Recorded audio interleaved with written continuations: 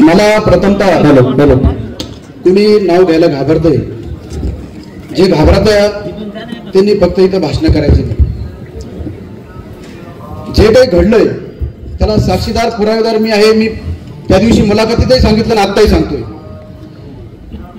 या मुलांनी दिनांक 1/5/2023 ला छत्रपती शिवाजी महाराज चौकात पहिला गुन्हा केला.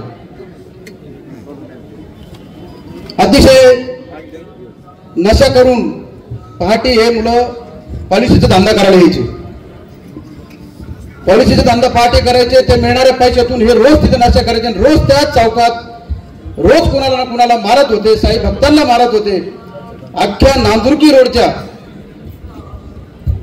संपूर्ण जेवढे नावं सांगतो मी, मनोज विस्पुतेंचं दुकान फोडलं. बिचाऱ्यांनी कर्ज काढून दुकान बनवलं होतं. त्या तोच माल अख्ख्या गणेशवाडीभर विकला गेला. बापू हमरेंची 6 महिन्यापूर्वी यांनी घरफोडी केली. त्यांचे सर्व घरातले दागिने पैसे चोरून नेले. त्याच रोडला मोबाईलचे दुकानं फोडले गेले. तुषार शेळकेंचं मोबाईल दुकान फोडलं गेलं. या सर्व घटनेच्या सर्व FIR माझ्याकडे आहे. मी तारखेनुसार देतो. आता सर्व इथं बसलेले अधिकारी. आणि विशेष म्हणजे ह्या सर्व घटना एकदम गोडबोल्या कुंभार साहेबाच्या काळात घडल्या. अरे या प्रशासनाचं करायचं काय?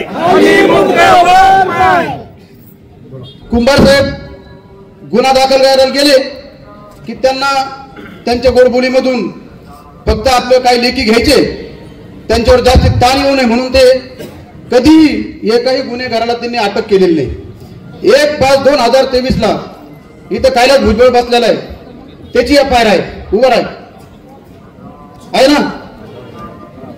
दुसरा 18/12/2023 मी का तारखा सांगतोय तुम्ही बघा.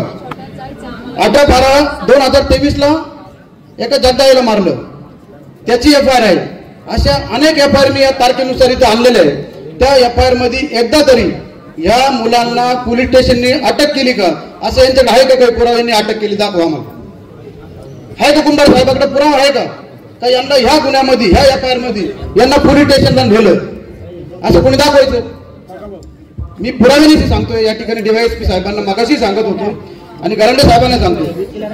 त्याच्यात आता ही घटना घडायच्या अगोदर 2 दिवस शनिवारी रात्री 9 वाजता या अमोल माळीला एवढा धिप्पाड माणूस होता. त्याचा पाय तोडून टाकला. त्याची बायको त्याला सोडवायला गेली. त्याच्या बायकोला त्याच मुलांनी मारलं. ही महिला पोलीस स्टेशनला आली FIR द्यायला. तिला पहिले मेडिकल करायला पाठवलं. तुम्ही मेडिकल नंतर केलं असतं ना. आपण पहिले ते पकडून आणून जर मध्ये जेलमध्ये टाकले असते तर आज हे 2 निरपराध आपले बंधू हे आज आपल्यामध्ये असते. आज त्यांच्या नावाने आपल्याला या ठिकाणी श्रद्धांजली व्हायची गरज पडली नसती. हे मी त्या दिवशी बी ज्यावेळेस ही घटना घडली खासदार सुजयदादा हॉस्पिटलला होते. नितीन भाऊ बरोबर ना. मी आल्या गुन्हेगारांची नावं सांगितली होती. अगोदरच नाव सांगितले होते पोलीस स्टेशनने पकडायच्या अगोदर गुन्हेगार कोण म्हणून. तर माझी कळकळीची विनंती अशी आहे की आपण आता आपले मुलं 10 वाजेनंतर बी घरात येत नाही. भरपूर टोळके रस्त्यावर असतात. ते टोळके थांबले गेले पाहिजे.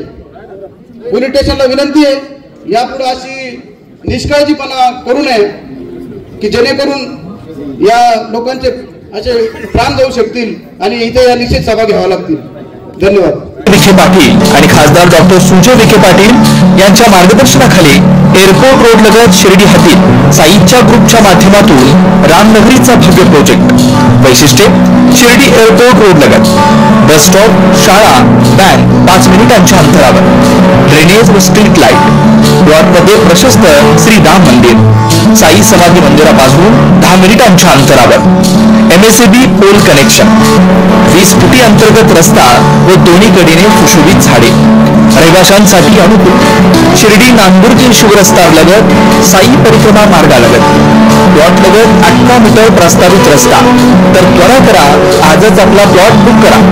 बुकिंगसाठी संपर्क करा श्री गणेश तोरडमल 9921219561, श्री शुभम वेणुनाथ बोधकर 9767 06 6685.